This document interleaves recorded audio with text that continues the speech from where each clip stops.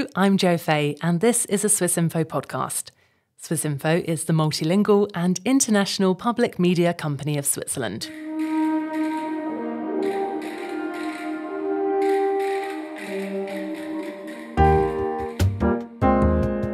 In the current season of our Swiss Connection Science podcast, we're meeting Swiss people in Silicon Valley in California to find how the tech business world there is different to the one in Switzerland. Today we're meeting the head of industrial design at Google.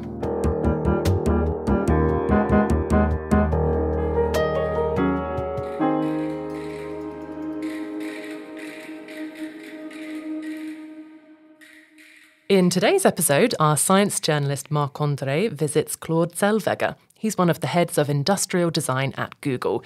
Marc-André, this must have been a really interesting meeting and conversation you had. Please tell us a bit about him. Yes, Claude, we talked about 40 minutes in English with my broken English. And then, no, you're too hard on yourself. The moment to say goodbye, he said, alors, très content de t'avoir rencontré. My God, this guy, he studied in the French-speaking part of the country. He was a student by Art College Center of Design in La Tour de Paix. That was a branch of a school that is in Pasadena, near LA, California. Right.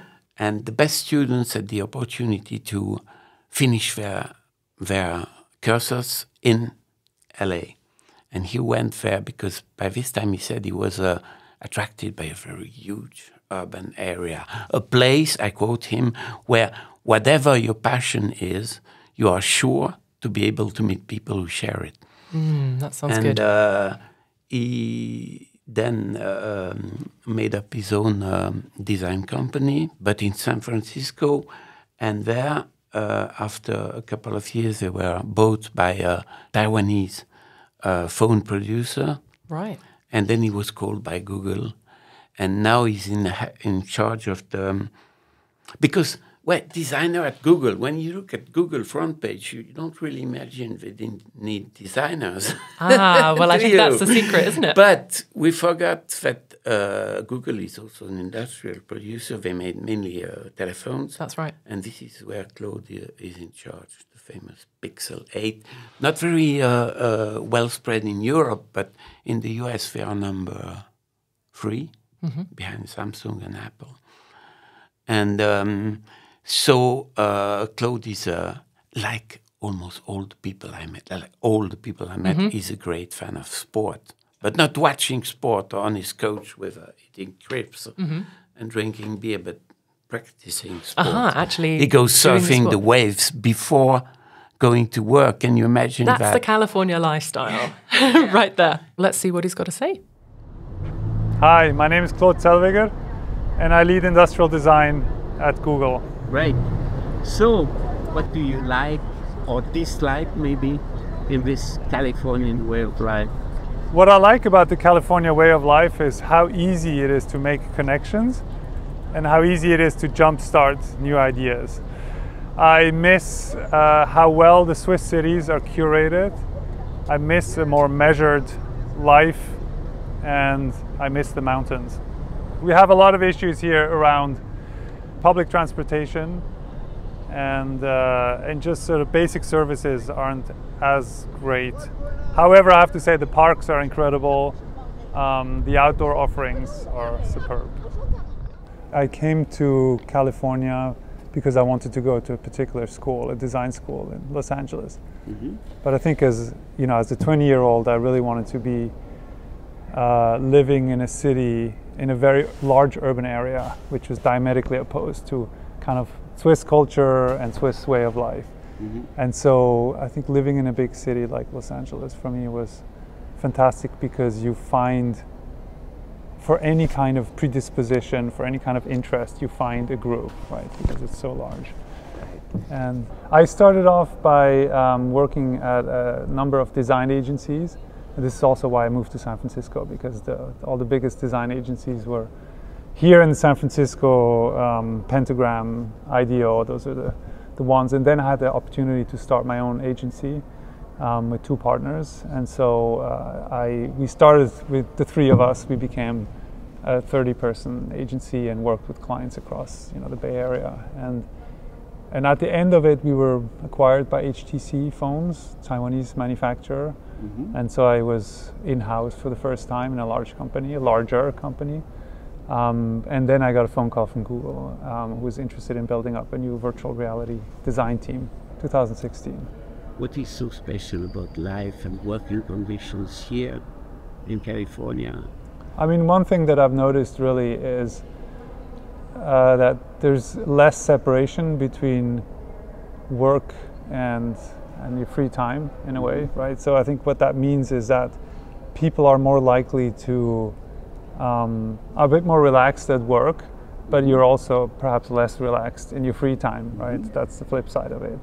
One thing that's worked very much in the favor of this kind of culture here is that it's extremely easy to approach people independent of rank or importance and things like that. When there's an idea around, it gets funneled through very quickly.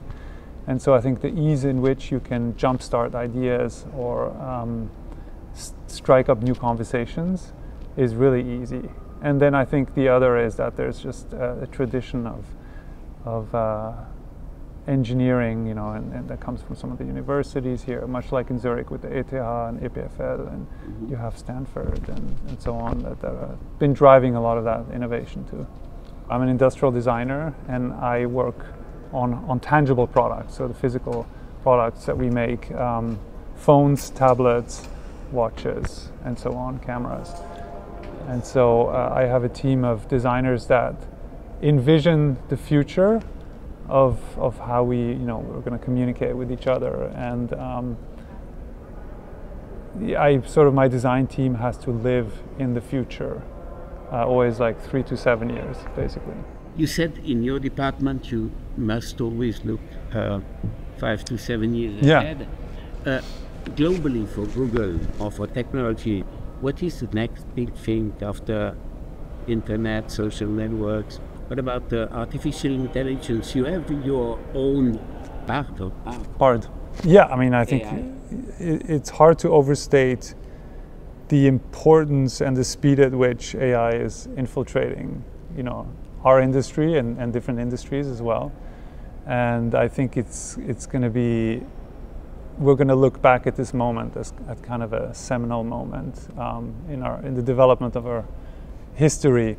I think what's unique about this technology is that it's people can use the tools nowadays already, and they can see the utility of it right away, right? Which is different from the metaverse or Web 2.0 and things like that. These technologies which people are still trying to figure out, how am I going to use this for my life? And I think with AI, you're seeing direct applications. A lot of people are finding it right now, and so. As a creative person, I see AI as bringing in another collaborator onto the table, right? Where you see a new point of view that helps you together build a new to weave a creative vision together, as opposed to saying we're handing off something, right? So I think some of the benefits for us in AI are going to be to be able to hand over some of the more tedious tasks that you have to do over and over, these repetitive tasks, and kind of reclaim what makes us, more human in terms of connecting with each other and feeling and living like that. Yeah, and actually, I have to say also, what makes me excited about AI as a technology is the ability to use these large language models, which is what BARD is based on, to solve some of the climate issues that we're facing. I mean, this is where it's really come into high utility. And another area that I really like is our quest to decode animal-to-animal communication, which is also something. I mean, you can see how there are some really nice aspects to it. What I'm afraid of, I have two kids, 13 and 16, and I'm afraid that they think, well, it's so easy. It's no longer used to read books or to read long reports or to learn at school, because ChatGPT can do it for us. Yeah. So, I mean, there's a lot of soul searching that will have to go on, especially in the field of education. And I think a lot of professors are realizing there's no way to ignore this, and you have to integrate that into the school. And that's going to take a few years to recalibrate the whole education system, because it's incredible the impact it can have. I think there are opportunities and difficulties as well. Accuracy is really important. And so I think the approach that Google has taken with Bard is to integrate it into the tools that we're familiar with, so that we make everyday things easier to do, as opposed to the more conversational component. And I think building trust is really important, and that's why it's critical to be accurate with your information, and to be also, when you're not accurate, is to let the user know when the information isn't correct. I'm sure Google knows a lot of things about me. How can I make sure it won't be misused? I mean, I think I can understand when people have concerns about a single company having impact on so many different parts of our lives.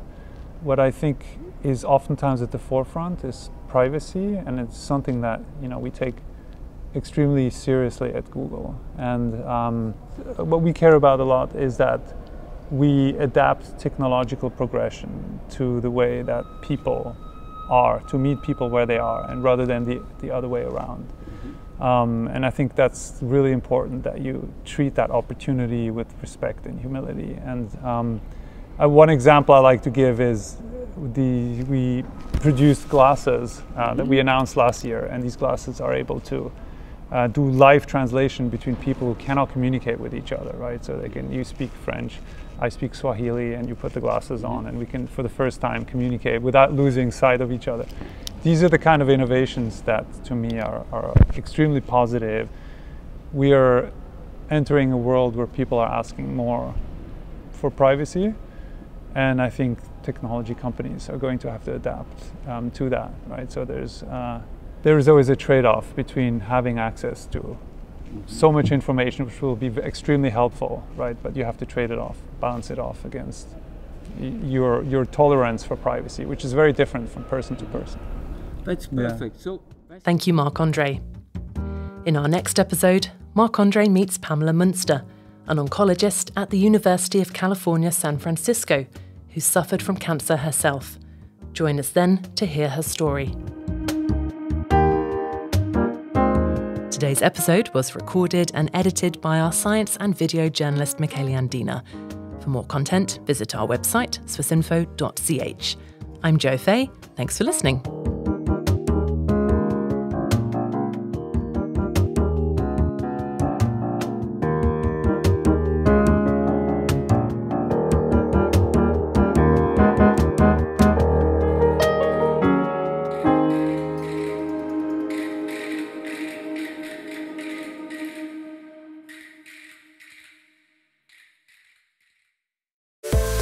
Get ready to explore the crossroads of innovation and entrepreneurship. Listen to our latest series of the Swiss Connection podcast, where we dive into the fascinating parallels between Switzerland and Silicon Valley. Switzerland and Silicon Valley are hubs of cutting-edge research and groundbreaking innovation.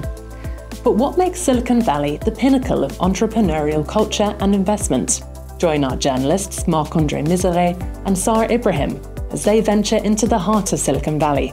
They sit down with Swiss-born entrepreneurs to uncover what Switzerland can learn from the world's tech capital. Get inspired by real stories from leading innovators in technology.